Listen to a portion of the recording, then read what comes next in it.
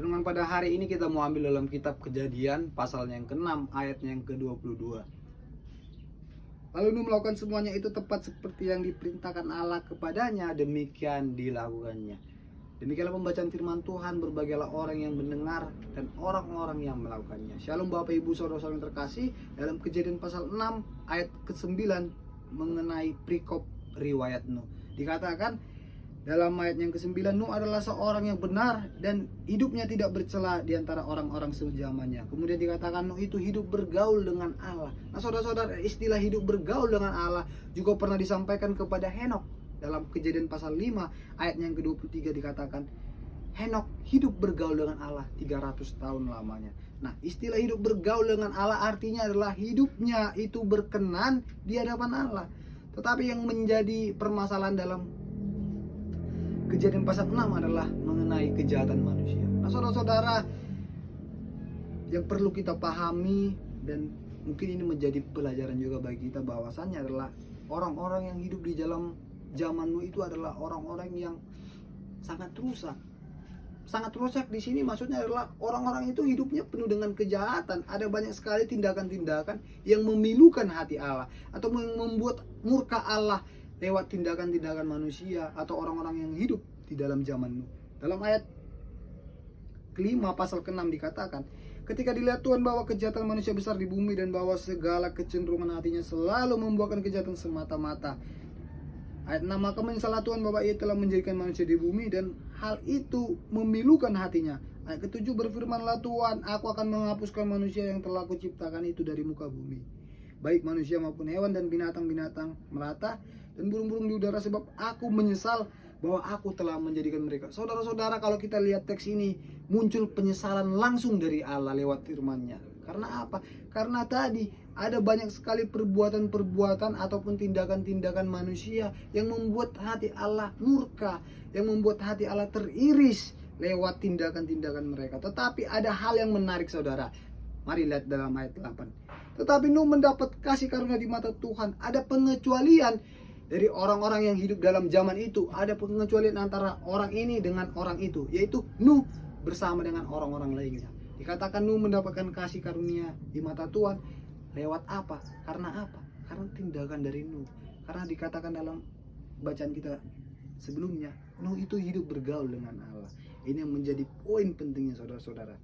Nah saudara-saudara yang terkasih, kalau kita lihat dalam ayat yang ke-13, firman Allah berkata bahwa aku telah memutuskan untuk mengakhiri hidup segala makhluk, sebab bumi telah penuh dengan kekerasan oleh mereka, jadi aku akan memusnahkan mereka bersama-sama dengan bumi. Nah saudara-saudara, firman Allah memang begitu nyata, memang benar-benar akan terjadi. Lewat firman-Nya, lewat apa yang Ia sampaikan, Ia ingin menghukum manusia dari bumi, Ia ingin memusnahkan manusia dari bumi. Tetapi yang menarik sekali, bagaimana ketika Nuh mendapatkan kasih karunia dari Allah, Nuh mendapatkan perintah langsung dari Allah lewat firman-Nya dalam ayatnya yang ke-14 sampai yang ke-21.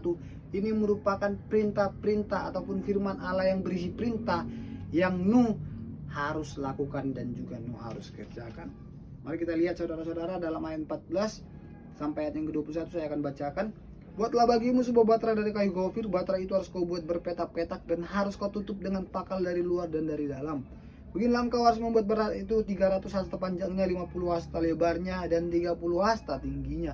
Buatlah atap pada batra itu dan selesaikanlah batra itu sampai sehasta dari atas, dan pasanglah pintunya pada lambungnya. Buatlah batra itu bertingkat bawah, tengah, dan atas. Sebab sesungguhnya aku akan mendatangkan air bah meliputi bumi untuk memusnahkan segala yang hidup dan yang bernyawa di kolong langit. Segala yang ada di bumi akan mati binasa.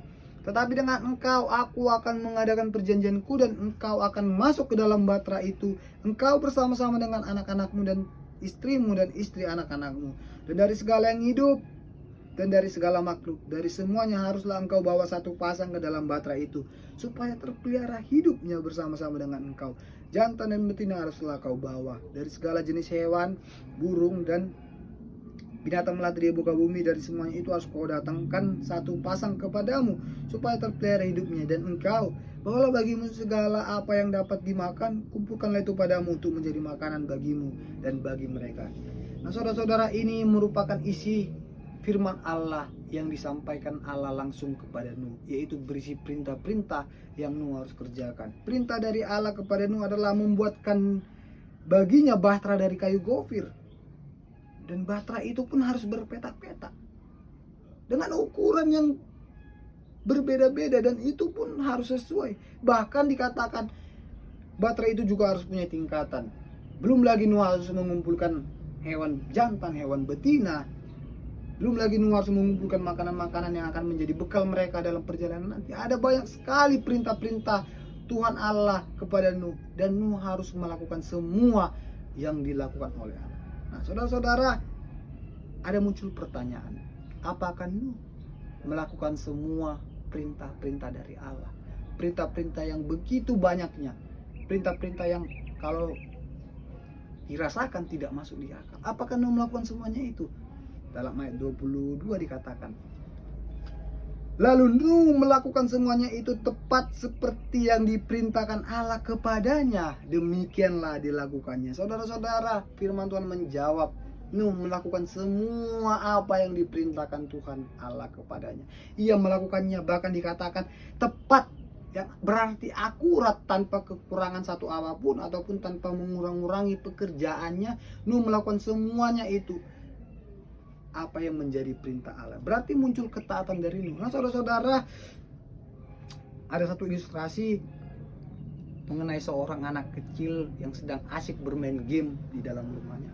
Nah, anak kecil ini bermain game Mobile Legends lah kita buat ya. Nah, anak kecil ini bermain game dengan asyik, dia bermain game. Tiba-tiba sang ayah memanggil dia. Tony, mari ke sini, tolong belikan ayah dulu kopi di warung. Kemudian si Tony tadi yang sedang asyik bermain game, ya kemudian menemui ayahnya, kemudian dia menerima uang dari ayahnya dan ia berlari ke warung dan membelikan kopi kepada ayahnya. Kemudian dia sampai di rumah, ia memberikan kopi itu kepada ayahnya dan ia kembali lagi bermain game dengan asyiknya. Ia kembali lagi bermain game. Tiba-tiba tidak berapa lama si ibu kembali memanggil si Tony ini. Tony, kemari dulu kau. Kemudian si Tony ini berlari lagi menemui si ibunya. Kemudian si ibu berkata, Tony tolonglah belikan dulu ibu sayur-sayuran di toko sebelah. Kemudian si Tony dengan muka memelas, ia menerima uang tersebut dan ia berjalan dengan santai. Dia berjalan, kemudian sampai di warung tersebut, dia membeli sayur, kemudian dia berlari lagi dengan kencang. Dia berlari, kemudian menemui ibunya dan memberikan sayur kepada ibunya. Kemudian ia kembali lagi rebahan, ia bermain game dengan asyiknya dan dengan serunya. Tiba-tiba si kakak memanggil si Tony lagi. Tony, kemari dulu kau, belikan dulu kakak paket. Nah, kemudian si Tony tadi kembali menemui kakaknya dan menerima uang untuk membeli paket data yang diperlukan kakaknya, dan ia kembali ke ponsel dengan berlari lagi. Dia berlari. Kemudian sesampainya di ponsel dia memberikan uangnya dan menerima paketnya, dan ia berlari lagi ke rumahnya dengan asyik, dengan semangatnya yang menggebu-gebu. Kemudian dia memberikan paketnya kepada kakaknya. Dan kemudian semua pekerjaan, semua perintah-perintah baik dari ayahnya, dari ibunya, dari kakaknya sudah ia kerjakan, dan ia kembali lagi bermain game dengan asyiknya. Nah, saudara-saudara yang terkasih, kita belajar mengenai ketaatan. Nah, kalau kita lihat dalam ilustrasi tadi, anak tersebut taat kepada perintah-perintah ayahnya, kepada perintah ibunya, kepada perintah kakaknya. Karena apa? Karena ia mengenal siapa itu ayahnya, siapa itu ibunya, siapa itu anaknya. Mungkin kalau si anak itu sedang asyik bermain game, tiba-tiba ada orang yang tidak kenal disuruh dia untuk belikan pulsa ke toko sebelah, mungkin dia tidak mau, mungkin dia mempunyai banyak alasan. Tetapi ketika yang menyuruhnya adalah orang-orang yang dikenalnya, kemudian ada kasih, ia mengasihi ayahnya, ia mengasihi ibunya, ia mengasihi kakaknya, makanya ia mau mentaati segala perintah-perintah yang ia dapatkan. Nah, saudara, hal serupa juga bisa kita dari Nuh, mengatakan bahwa Nuh melakukan semuanya itu tepat seperti yang Tuhan Allah perintahkan. Nah, saudara, muncul ketaatan yang sangat-sangat istimewa. Bagaimana ketika Nuh mendapat pekerjaan-pekerjaan yang sangat-sangat ribet, sangat-sangat rumit, tetapi Nuh melakukannya semua itu dengan tepat, dengan penuh hati, dengan semangat, dengan apa yang menjadi jawabannya selama ini. Ia tetap melakukan semua itu. Karena apa? Karena ia mengasihi Allah. Karena ia hidup dekat dengan Allah, ia hidup bergaul dengan Allah, ia mengenal Allah. Makanya ia taat terhadap perintah-perintah dari Allah. Nah, saudara, kadang kita sering sekali berkata, aku mengasihi Allah, saya mengasihi Allah. Tetapi kita tidak mengerti apa sebenarnya atau bagaimana cara kita dalam mengasihi Allah. Nah, saudara-saudara, mengasihi Allah adalah dengan kita mengikuti, menjalankan perintah-perintah Allah.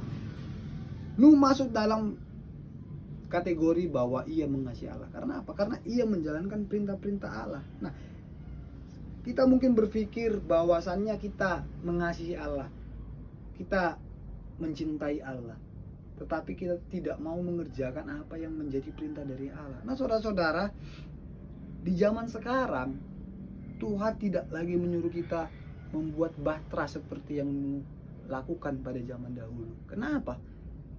Karena bukan itu yang menjadi perintah Allah kepada kita. Bukan kita disuruh membuat bahtera, karena memang air bah tidak ada lagi. Jadi kita tidak usah perlu ataupun tidak perlu ribet-ribet membuat bahtera. Tidak perlu lagi, saudara-saudara. Tetapi apa yang menjadi perintah dari Allah dan harus kita taati dan kita jalankan adalah banyak sekali yang tertulis dalam Alkitab. Yaitu apa? Mengampuni sesama. Kemudian apa lagi? Mengasihi sesama. Kemudian apa lagi? Memberitakan Injil. Ada banyak sekali perintah-perintah Tuhan Allah yang harus manusia kerjakan. Dan di balik itu semua, yang Tuhan Allah mau dan Tuhan ingin tuntut daripada Anda adalah ketaatan. Taat mengerjakan apa yang menjadi pekerjaan-pekerjaan ataupun perintah dari Allah. Taat dalam melakukan semua itu tanpa kita harus bersungut-sungut, tanpa kita harus mengurangi apapun yang diperintahkan Allah. Dan semua itu akan menjadi jawaban kita bahwasannya kita benar-benar mengasihi Allah lewat ketaatan kita. Mari saudara-saudara yang terkasih, kita hidup dalam ketaatan. Walaupun kita mungkin kadang-kadang suka mengeluh, kadang-kadang frustasi terhadap pekerjaan-pekerjaan kita, tetapi lewat firman yang baru kita baca, kita mau diajak lagi, kita mau diperdalam lagi untuk mengenal apa itu ketaatan yang sesungguhnya. Amin. Kita berdoa. Tuhan, kami mengucap syukur buat segala penyertaan-Mu dalam kehidupan kami. Biarlah firman ini menjawab segala kegelisahan dalam hati kami, dan biarlah kiranya berkat-Mu datang dari hidup kami. Tuhan, kami mau hidup taat seperti apa yang menjadi kehendak-Mu dalam hidup kami. Biarlah kiranya kami benar-benar mengasihi Engkau lewat ketaatan hidup kami, menjalankan perintah-perintah-Mu. Dalam nama Yesus Kristus kami berdoa, mengucap syukur. Haleluya. Amin.